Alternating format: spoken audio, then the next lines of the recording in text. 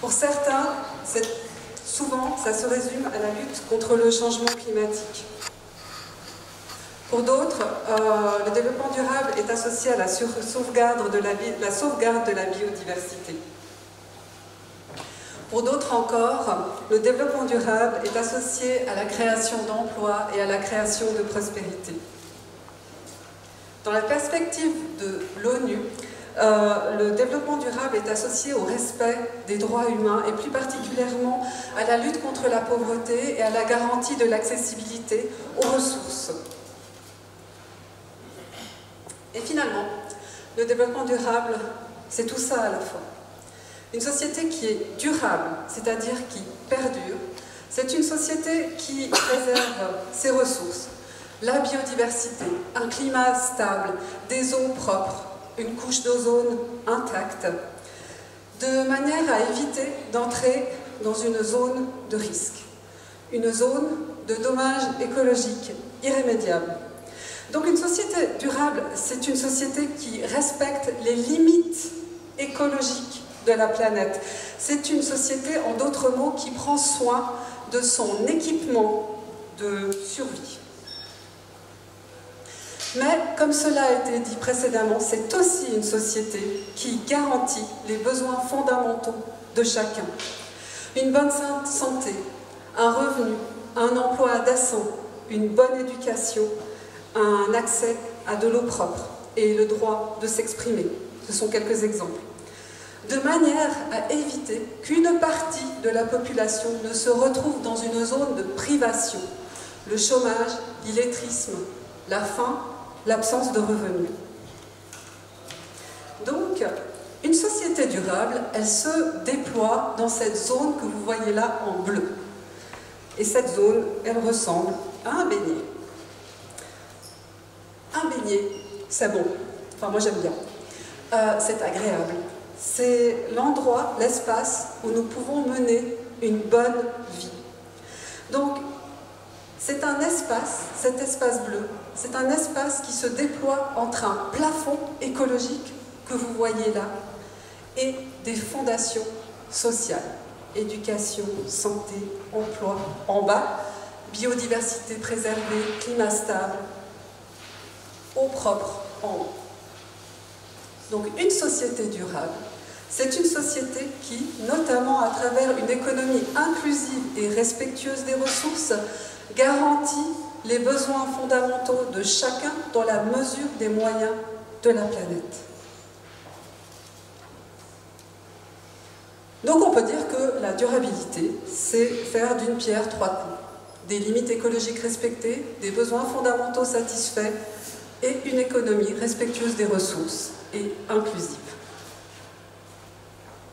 Il faut comprendre que ces trois enjeux sont liés. Un exemple, la nature et la biodiversité, elles sont source de pollinisation, de sols fertiles, d'un climat rafraîchi, d'eau propre, d'air pur, de silence.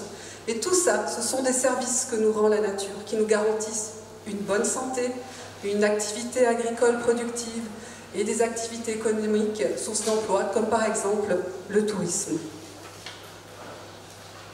Au niveau mondial, il existe un agenda en faveur du développement durable, c'est l'agenda 2030 qui a été adopté par tous les pays membres de l'ONU, il y en a 193.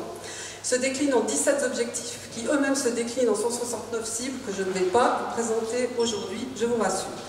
Dans ces objectifs, on retrouve certains des éléments que j'ai cités précédemment. La bonne santé et le bien-être, les inégalités réduites, la lutte contre le changement climatique, la préservation de la biodiversité et le thème qui nous occupe aujourd'hui, les villes et les communes durables. Cet agenda est issu d'un très vaste processus participatif qui a réuni des milliers de personnes.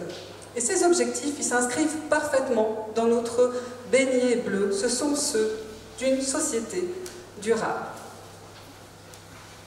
Alors évidemment, aller dans la direction de ces objectifs, eh bien, ça demande quelques petites mises en adéquation. Ça demande de concilier des intérêts puis des points de vue qui sont souvent très différents. Alors, si c'était une tâche simple, elle serait réglée depuis longtemps. Ce n'est pas le cas. Moi, personnellement, j'ai foi en la capacité de mobilisation de l'humain pour trouver des solutions commune à des problématiques qui nous concernent tous. Et aujourd'hui, eh bien, nous nous réunissons aujourd'hui pour réfléchir à la façon dont nous pouvons faire évoluer nos quartiers vers plus de durabilité. Donc en fait, ce que nous essayons de faire, c'est de mettre notre quartier dans le fameux beignet bleu. Je vous ai montré avant. Bon là, il est vert, mais c'est pas grave.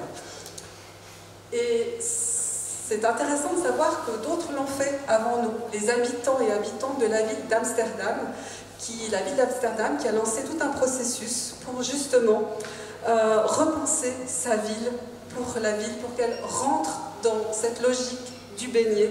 C'est un projet qui a été lancé pour que la ville puisse se reprendre suite à la crise sanitaire que vous connaissez tous.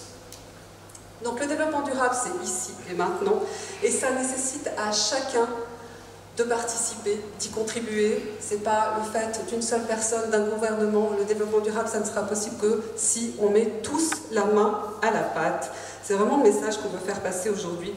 Et ce soir, eh bien, nous allons sûrement repartir fatigués après avoir esquissé plein d'idées, mais on espère surtout tout le monde repartira plein d'enthousiasme, de motivation, avec des outils, des idées et puis eh bien, des contacts qui, nous permettront d'aller de l'avant.